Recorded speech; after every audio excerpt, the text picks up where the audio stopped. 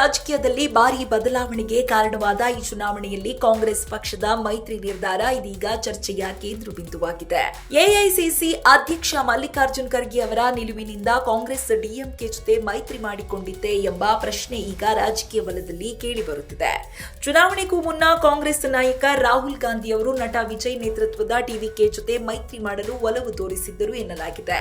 ತಮಿಳುನಾಡಿನಲ್ಲಿ ಟಿವಿಕೆ ಜೊತೆ ಕೈ ಜೋಡಿಸಿ ಚುನಾವಣೆಯನ್ನ ಎದುರಿಸಬೇಕೆಂದು ಅವರು ಅಭಿಪ್ರಾಯ ವ್ಯಕ್ತಪಡಿಸಿದ್ದರೆಂಬ ಮಾತುಗಳು ಕೂಡ ಕೇಳಿ ಬಂದಿದ್ದವು. ಆದರೆ ಸ್ಥಳೀಯ ಕಾಂಗ್ರೆಸ್ ನಾಯಕರು ಕೂಡ ಟಿವಿಕೆ ಜೊತೆ ಮೈತ್ರಿಗೆ ಒತ್ತಾಯಿಸಿದ್ದರೆಂದು ಮೂಲಗಳು ಕೂಡ ಹೇಳ್ತಾ ಇವೆ. ಆದರೆ ಈಗ ಈ ನಿರ್ಧಾರಕ್ಕೆ ಎಐಸಿಸಿ ಮಟ್ಟದಲ್ಲಿ ವಿರೋಧ ವ್ಯಕ್ತವಾಗಿದ್ದು, ವಿಶೇಷವಾಗಿ ಮಲ್ಲಿಕಾರ್ಜುನ್ ಖರ್ಗೆ ಅವರು ಟಿವಿಕೆ ಜೊತೆಗಿನ ಮೈತ್ರಿಗೆ ಒಪ್ಪದೆ ಡಿಎಂಕೆ ಜೊತೆಗೆ ಕೈ ಜೋಡಿಸಬೇಕು ಎಂದು ಪಟ್ಟು ಹಿಡಿದಿದ್ದರು.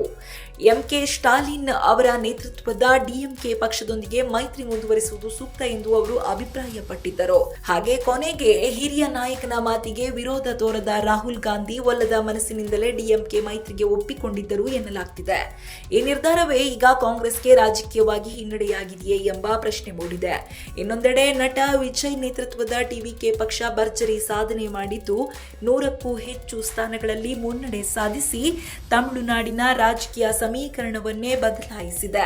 ಆಡಳಿತಾರೂಢ ಡಿಎಂಕೆಗೆ ದೊಡ್ಡ ಸವಾಲು ಹಾಕಿರುವ ಟಿವಿಕೆ ಜನಮತವನ್ನು ತನ್ನತ್ತ ಸೆಳೆಯುವಲ್ಲಿ ಯಶಸ್ವಿಯಾಗಿದೆ.